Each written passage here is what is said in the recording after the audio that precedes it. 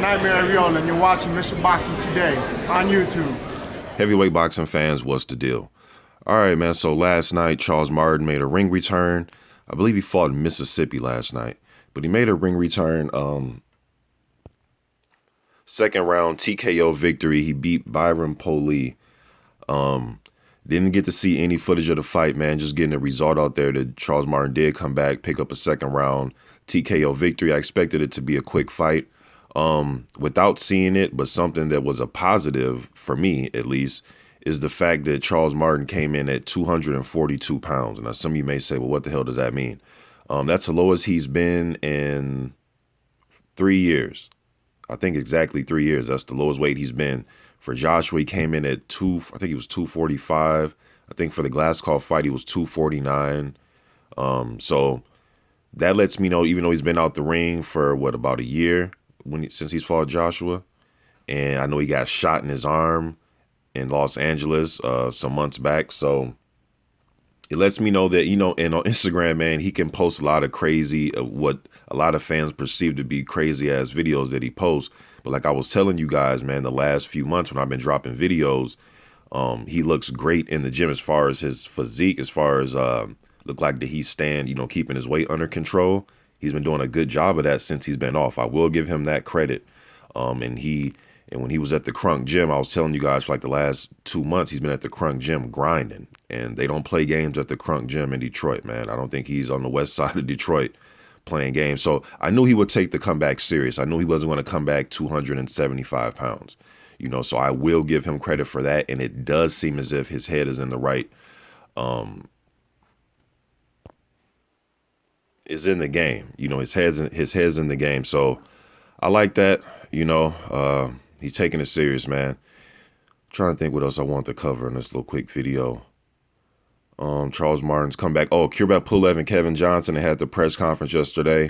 I expect Pulev to take care of business. The fight is actually on the 28th. So what is that, in 2 days?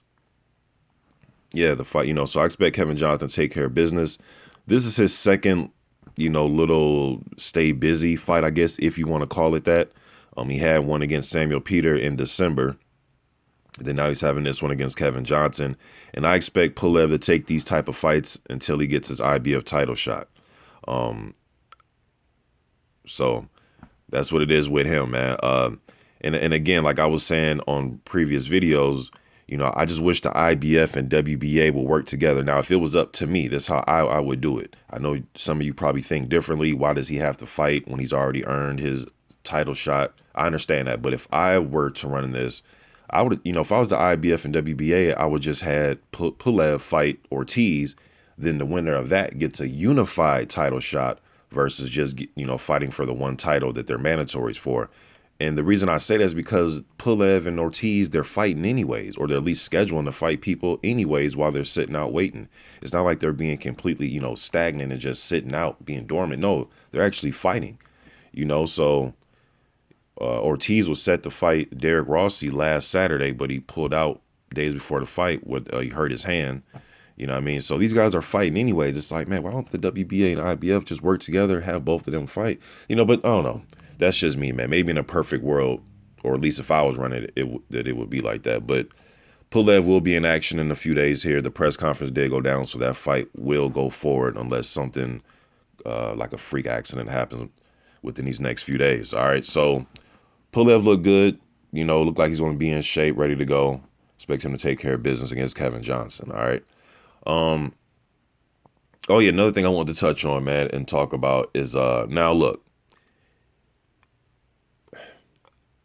any fighter that you don't like for whatever reason, that's fine. I'm never going to try to change your mind about liking a fighter. But I was just noticing, the last few days with Deontay Wilder, and I was just sitting here, man. It was something that it was a phrase my grandma says. And I don't know if this is a saying all around the world, but I know my grandma used to say it, and she's from down south. She's actually from Mississippi.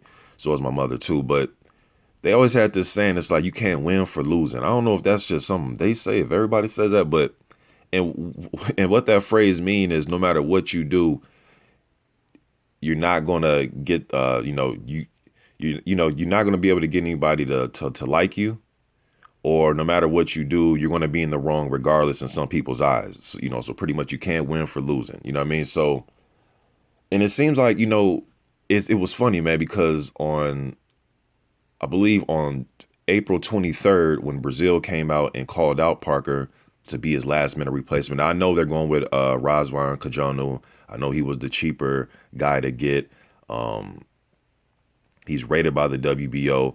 They fulfilled the needs of the WBO. They're fighting a top 10 or top 15 opponent. So I'm not necessarily blaming Parker and his team. I'm just saying as far as Wilder goes. Okay, so Brazil calls him out April 23rd. In the comment section of that video, because I came out talking about it, where is Wilder? Why isn't Wilder saying anything? Wilder. And then the next day, before they had Kajanu set up, Wilder comes out and says something. All right, he says he wanted to fight the guy in July. So, and then even at all, he's lying.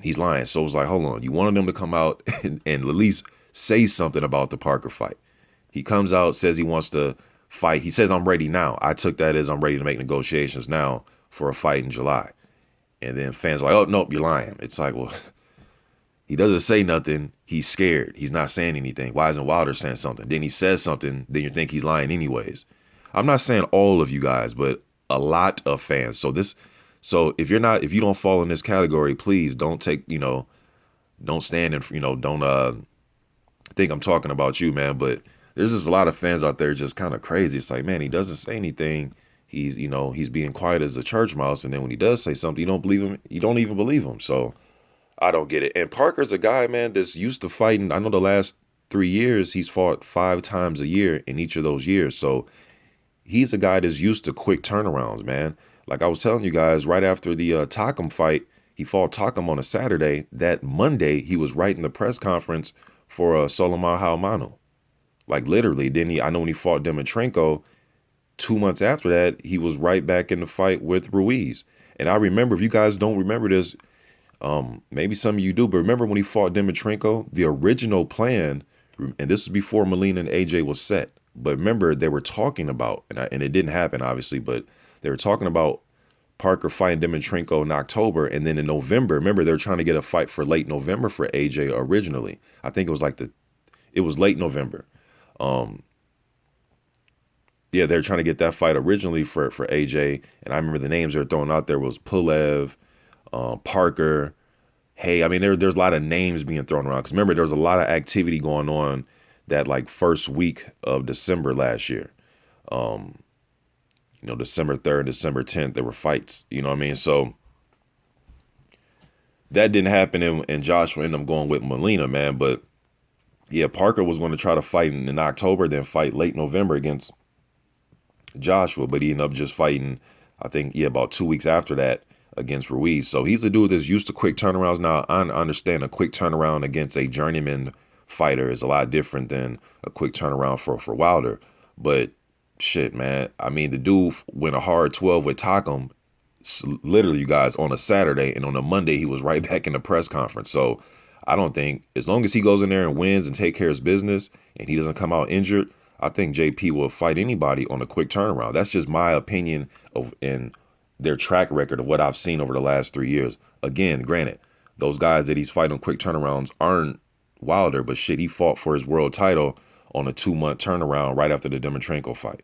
So that's just my opinion on it, man. But but as far as Wilder, and then another thing about Wilder is, now I'm hearing people say, oh, he's scared of his mandatory now. It's like, again, can't win for losing. It's like, now, when the WBC first announced that Stavern, they're just going to gift him the mandatory position, he didn't have to fight Ortiz or Dillian White or Andrew Reeves Jr. or anybody in the WBC rankings. People are saying, oh, man, what the fuck? Wilder and the WBC, they must be working together to get this match because nobody wants to see this. Now people are saying, no, you need to follow. Oh, he's running from his mandatory. He's going to break the record for not fighting his mandatory for the most voluntary defenses. Hey, that is a fact. I'm not denying that. If he doesn't fight his mandatory this time around, it's going to be another voluntary defense or some type of, but to me, if it's a unification, I mean, come on, y'all, we're not going to give him credit if he wants to fight in a unification fight instead of fighting Stavern, a guy who he easily beat the first time.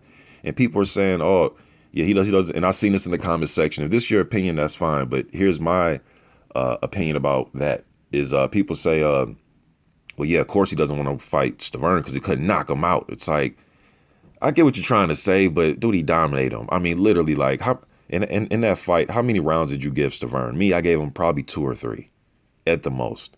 It was easy, easy work. And then some of you guys want to say guys need to earn things. Then when it's time for guys to earn things, so what we saying we don't want Stavern to earn his shot? He didn't earn it, man. You know, he fought Derek Rossi and struggled. That was a debatable fight that could have went either way, and Stavern got put on his ass too. You know, so but technically, I understand he has to fight Stavern. That's what it looks like right now. I know they have. I heard Stavern say that between 90 and 120 days after the Washington fight to get a deal together. Although the WBC came out a day after the Washington fight and said he had 30 days, but Stavern in the Baylor Rick TV interview last week said it's between 90 and 120 days.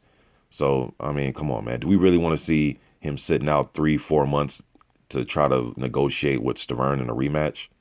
I think there's a small percent of us that want to see that fight. Like, that's just what I think. I just think it's a small percent, but that small percent is being, you know, they're letting their voice be heard about Wilder needs to fight his mandatory and quit ducking. It's like, really, he's trying to duck Stavern, you guys? I mean, I don't know. That just doesn't sound right to me. That's like Vladimir, although the fight ended differently. There's a lot of ifs, but that's like if Vladimir were to beat Joshua and he tried to get out of his IBF mandatory position, because that'd be Pulev. Klitschko already beat Pulev. He knocked him out. Although Pulev did wobble Klitschko with some good jabs and a right hand in that fight. You know, Klitschko was able to get him out of there, knocked him down a few times. But, you know, that'd be like Klitschko if he doesn't want to defend against Pulev and he's trying to get out of it to make a bigger fight, a better fight. People saying, oh, you're not fighting your mandatory. It's like, but yeah, but who is the mandatory though? It's a guy who already knocked the fuck out. And after that fight, nobody was sitting there like, oh yeah, man, this fight is warranted for a rematch. No, Pulev has bounced back. He's beat, I think, Chisura's his best win by split decision since that loss. I don't know, man. I'm just saying, like, I understand fight your mandatory, get it out the way with, don't duck your mandatories, but we also have to take in consideration who is the mandatory though. Like, really, like, who is it? You know what I mean? Now, if it was Luis Ortiz, well, that's a different story. That's a big fight, and Luis Ortiz is undefeated, and it's a fight that we're all wanting. You know what I mean? And a lot of us fans want to see Ortiz in there with the other guy, with the other title holders. But let's not pretend like Stavern is,